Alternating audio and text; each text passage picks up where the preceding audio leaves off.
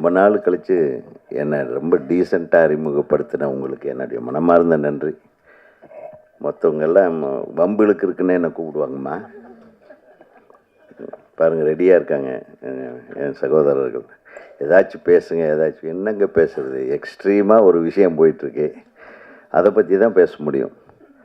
ஒரு மிகச்சிறப்பான திரைப்படங்கள் கொஞ்ச நாளாக நான் வர்ற ஆடியோ ரிலீஸ் ஃபங்க்ஷன் எல்லாம் ரொம்ப நல்லா இருக்குது. எல்லா படங்களுமே சிறப்பாக எடுக்கிறாங்க. இந்த படத்தை பற்றி எந்த ஒரு முன்னோட்டமும் எந்த ஒரு விஷயமும் தெரியாமல் நான் வந்து திடீர்னு இந்த விழாவில் கடந்துக்கும்போது தான் நம்ம மிஸ் பண்ண விஷயமெல்லாம் இங்கே செய்கிறாங்களே அப்படின்றத பார்த்து நான் ரொம்ப சந்தோஷமாக இருக்கேன். எனக்கு டைட்டிலே நல்லா தான் இருக்குது, எக்ஸ்ட்ரீம். அது எக்ஸ் நடுவில் போட்டு ஸ்ட்ரீமை சென்டரில் போட்டு எக்ஸ்ட்ரீமாக நடக்கிற ஒரு விஷயத்தை அதை எப்படி எக்ஸ்ட்ரீமாக டீல் பண்ணி அதை கம்யூனிகேட் பண்ணுறாங்கன்றது தான் கதைன்னு நினைக்கிறேன். இந்த கதை என்னென்னு எல்லாத்துக்கும் தெரிஞ்சிருக்கும். ஸோ அதை பற்றி நான் சொல்ல விரும்பலை. ஏதோ ஒரு கும்பலுடைய அட்டகாசம், அதை கண்டுபிடிக்கிற ஒரு போலீஸு. இந்த மேடையை வந்து அலங்கரித்து கொண்டிருக்கிறேன் எங்கள் பிரியத்துக்குரிய அண்ணன் திரு ராஜன் சார் அவர்களுக்கு என்னுடைய மனமார்ந்த நன்றியை தெரிவிச்சுக்கிறேன். முதல்ல நீ பேசுகிறதா இருந்தால் பேசிட்டு போடா அப்படின்ட்டாரு. ஏன்னா அவருடைய வயதுக்கும் அவருடைய அனுபவத்திற்கும் அவர் ரொம்ப தூரத்துலேருந்து வர்றாரு. அது எல்லாம் மீறி ஒருத்தர் அழைச்சாங்கன்னா அந்த வர்ற அந்த மனித நேயம் இருக்குது பாருங்கள், அது சினிமா மேலே இருக்கிற அவருடைய பற்று. அப்புறம் ஏதாச்சும் நடுவில் குறுக்கால நீங்கள் கேள்வி கேட்டு அவர் வாயை கிளறி விட்டாங்கன்னா அதனால் வைக்கிறவர் பற்ற வச்சுருவார் சில விஷயங்களை. அது பற்றிக்கிட்டே தெரியும், ஒரு வாரத்துக்கு உங்களுக்கெல்லாம் தீனியாக இருக்கும். ஸோ அண்ணன் அவர்களுக்கு நன்றி. என்னுடைய பிரியத்துக்குரிய தம்பி பேரரசு அவர்கள், அவர் அப்படி தான். அவர் வந்து கிட்டத்தட்ட காஞ்சிபுரம் மாவட்டத்திலேருந்து வர்றாரு.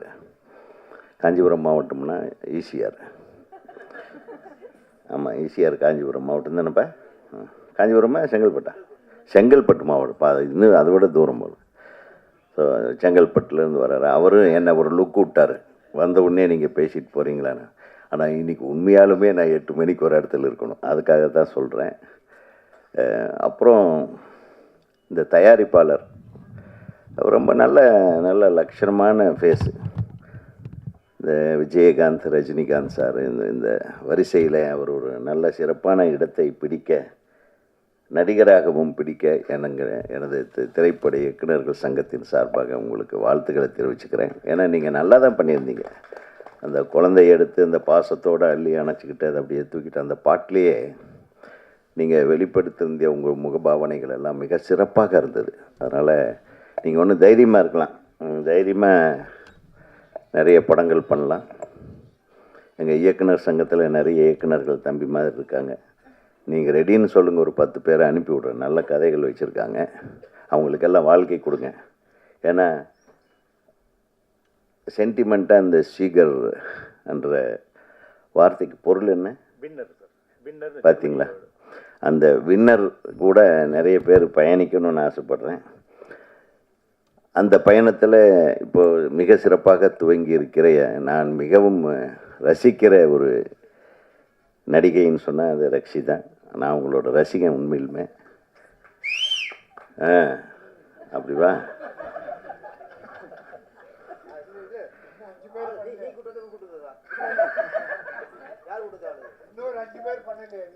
ஏன்னா நான் போன வாரம் ஒரு படம் பார்த்தேன் 4 நாளைக்கு முன்னாடி.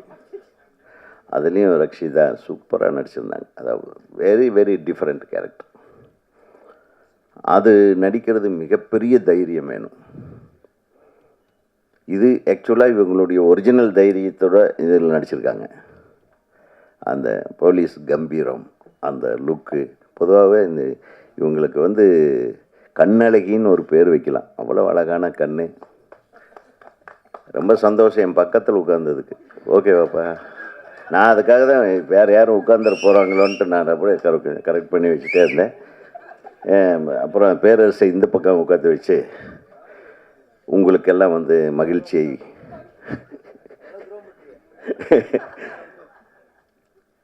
அப்புறம் அபி நக்ஷத்ரா ரொம்ப க்யூட் கேர்ள்.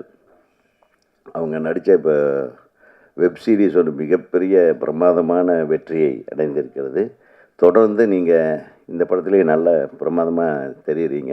நிச்சயமாக உங்களுக்கு ஒரு மிகப்பெரிய வெற்றியை இந்த திரைப்படம் கொண்டு வந்து சேர்க்க வேண்டும். இவங்களை எல்லாம் விட நம்ம தொழில்நுட்ப கலைஞர்கள்னு பார்த்தா ரொம்ப அழகாக பேசுறதுக்கு ஆரம்பிக்கிறதுக்கு முன்னாடியே முடிக்கிற ஆட்களை எல்லாம் பார்த்தோம். ஒளிப்பதிவாளர் மிக சிறப்பாக இருந்தது உங்கள் ஒளிப்பதிவு. எடிட்டிங் வாஸ் ரியலி குட் தம்பி, ரொம்ப ரொம்ப நல்லா பண்ணியிருந்தீங்க. ஏன்னா இந்த மாதிரி படங்களில் ஒரு கொஹரன்சியும் வேணும், அதே மாதிரி ஒரு டெம்போவும் வேணும். மியூசிக் பிரமாதமாக இருந்தது. ரீரெக்கார்டிங் எக்ஸ்ட்ராடினரி ரீரெக்கார்டிங் ஒரு இம்பேக்டை க்ரியேட் பண்ணிச்சு. டெஃபினட்டாக இந்த படத்துலேயும் அந்த இம்பேக்ட் தொடர்ந்து வரும் அப்படின்ற ஒரு நம்பிக்கை எனக்கு இருக்குது. அப்புறம் வில்லன் எங்கே ஒரு வில்லன் பின்னாடி நிற்கிற பயமாக இருக்குப்பா, உட்காருப்பா. அவரும் பிரமாதமான முகத்தோற்றம், பாவனை, எல்லா செலெக்ஷனும் நல்லா இருக்குது. டைரக்டரை இத்தனை பேரையும் வச்சு முயற்சிருக்கிற எஜமானி அம்மா தயாரிப்பாளர், அவங்க வந்து எவ்வளவு அமைதியாக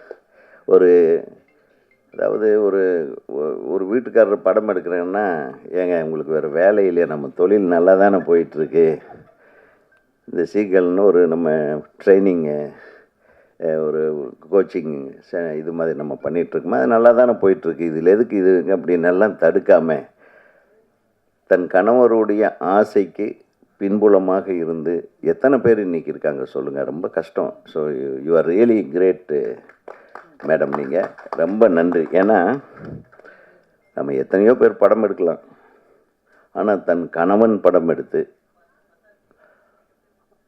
அதுலேயும் அழகழகான ஹீரோயின்கள் நடிக்கிற படத்தில் உங்கள் கணவரை ஹீரோவை வேறு நடிக்க வச்சு என்ன தைரியங்க உங்களுக்கு. அந்த தைரியத்துக்கு நான் வந்து நிச்சயமாக பாராட்டுறேன்னா, இது ஒரு கலைத்துறை, இதை கலை வடிவமாக தான் பார்க்கணும், வேறு எந்த கண்ணோட்டத்துலையும் பார்க்க வேண்டிய அவசியம். வெளி உலகத்துக்காரன் என்ன வேணாலும் நினைப்பான், சினிமாக்காரங்களை கழுவி ஊற்றுவானுங்க. ஆனால் சினிமாக்காரங்களோட மட்டமானவனுங்க இந்த சமுதாயத்தில் நிறைய பேர் இருக்காங்கன்றது அவங்களுக்கே தெரியும். உடனே சினிமாவிலேருந்து ஒருத்தர் அரசியலுக்கு வந்துடக்கூடாது, உடனே கட்சி கட்டிக்கிட்டு அப்படியே ஏதோ ஒரு பெரிய குற்றம் பண்ண குற்றவாளி மாதிரி ஆளுக்காளு பேசுறது. புரட்சி தலைவர் வந்தார், யாராச்சும் பேசுனாங்களா? அவரையும் பேசுனாங்க, பின்னாடி இருந்து விமர்சனம் பண்ணாங்க. எந்த ஒரு நடிகர், இப்போ விஜய் சார் எடுத்துங்க, ஒரு கட்சி ஆரம்பிச்சிருக்காரு, எப்பா கண்டென்ட் கேட்டியே, மிக சிறப்பான ஒரு துவக்கத்தை கொடுத்துருக்கிறார். அது நம்ம திரைத்துறையிலிருந்து வந்திருக்கிறாரு விஜய் அவர்கள். அவர்களை பாராட்டிட்டு போகிறதுல என்ன தப்பு இருக்குது? அதை ஒரு பெரிய பேச்சு பொருளாக்கி அவர் இன்னும் அரசியல் பண்ணவே ஆரம்பிக்கலை. முதல் மேடையில் பேசியிருக்காரு, இரண்டாவது மேடையில் பேசியிருக்காரு. அடுத்தது அரசியலுடைய நகர்வுகளை எப்படி கொண்டு போக போகிறாருன்னு யாருக்கும் தெரியாது. அதுக்குள்ளே அவரை கட்டம் கட்டி அப்படி இப்படி இவங்க நகர்த்துறாங்க வெளியிருந்து. எதுக்கு? நல்லா வரட்டும், அவர் ஒரு மாற்றத்தை கொண்டு வரட்டும். இதில் என்ன இருக்குது? யார் வேணாலும் அரசால் வரலாம், யார் வேணாலும் சினிமாவுக்கு வரலாம். எங்களுக்கு சினிமாவும் அரசியலும் ஒன்று தான். கரெக்டா? பேரறிஞர் அண்ணா திரைப்படத்துக்கு வசனம் எழுதியார், கலைஞர் அவர்கள் திரைப்படத்துறையிலே வசனம் எழுதினார், தயாரிப்பாளராக இருந்தார். புரட்சி தலைவர் உங்களுக்கு தெரியவே தெரியாது, சினிமா உலகையே ஆண்டவர். புரட்சி தலைவி அம்மா அவர்கள் சினிமா.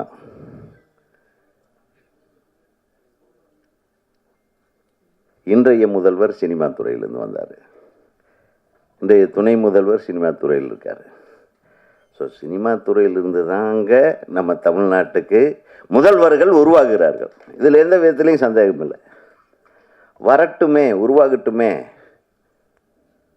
அது என்ன வர்றதுக்கு முன்னாடியே 1008 பிரச்சனையை பண்ணி ஒருத்தர் குழப்புறதுக்குன்னே எல்லாம் ரெடியாக இருக்கிறாங்க. எப்படி ஒரு சினிமா ரிலீஸ் ஆகி ஃபஸ்ட்டு ஷோவிலேயே எல்லாத்தையும் குழப்புறாங்களே, அந்த மாதிரி இதையும் குழப்ப நினைக்காதீங்க. ஆக ஒரு சிறப்பான சினிமாவை எடுக்க வந்த சீகல் நிறுவனத்தோட தலைவர் அவர்களை நான் வாழ்த்த கடமைப்பட்டிருக்கிறேன். அவருடைய துணைவியார் அவர்களையும் வாழ்த்த கடமைப்பட்டிருக்கிறேன். இந்த திரைப்படத்தில் மிகச்சிறப்பான பங்கு, அதாவது இந்த வாரமே நமக்கு ரக்ஷிதா வாரம் அப்படின்னு கொண்டாடலாம் போல். இன்னும் அடுத்தது உங்கள் படம் ஏதாச்சும் இருக்கம்மா ஆடியோ ரிலீஸ், அதுக்கு கூப்பிட்டுரு, அதுக்கு யாராச்சும் சொல்லி ஆள் வச்சு கூப்பிட்ருங்க. ஸோ அப்புறம் அருமையாக ஒரு நீங்கள் முதல்லையே சினிமாவுக்கு வந்திருக்கணும். நீங்கள் சின்ன திரையிலேயே உங்களை அப்படியே கொண்டு போய் சேர்த்துட்டீங்க. நீங்கள் பெரிய திரைக்கு வந்திருந்தா நிறைய நடிகைகள் பயந்துருப்பாங்க. உண்மையிலுமே சொல்கிறேன். ஏன்னா அவ்வளவு அழகான முகம், நன்றாக நடித்திருக்கிற அந்த அந்த அந்த போஸ்லேயே தெரியுது பாருங்கள். ஆக ஒரு சிறப்பான திரைப்படத்தை நான் எதிர்பார்க்கவே இல்லை. ஒரு டைரக்டர் இவ்வளவு அழகாக உன்னுடைய ஷார்ட்ஸு, இந்த கம்போசிங்கு, இந்த டைலாக்கு, இந்த ஸ்ட்ரக்சர், உன்னுடைய கிராஃப்ட்மேன்ஷிப் தெரியுது டைரக்டர் சார். ஸோ நீங்கள் இன்னும் திரைப்பட இயக்குனர் சங்கத்தில் உறுப்பினர் ஆயிட்டீங்களா? ஆயிடணும். நாளைக்கு ஆள் அனுப்பி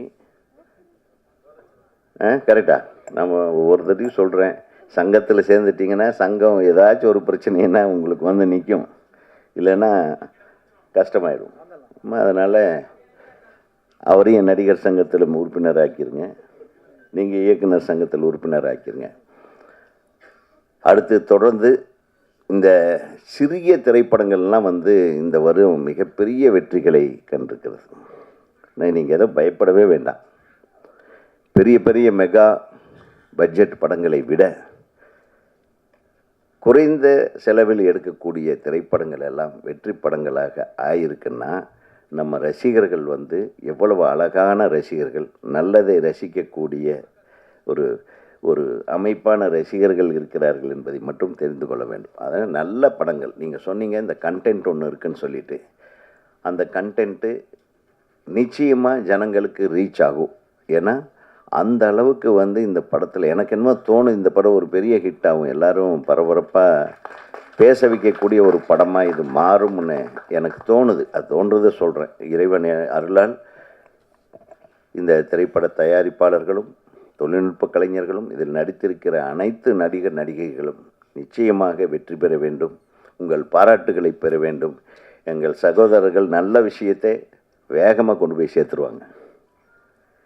நம்ம நண்பர்கள் இல்லாத சில ஊடகங்கள் தப்பாக கொண்டு போய் சேர்ப்பாங்க, அது வேறு விஷயம். அதை பற்றியெல்லாம் கவலைப்படாதீங்க. ஸோ நம்ம நண்பர்கள் நிச்சயமாக உங்களை வாழ்க வாழ்க என்று வாழ வைக்கத்தான் அவர்கள் இங்கே வந்திருக்கிறார்கள். ஆகவே அவர்களுக்கும் எனக்கு நன்றி செலுத்தி கொண்டு என்னுடைய உரையை முடிக்கிறேன். வாழ்க, வெல்க எக்ஸ்ட்ரீம்.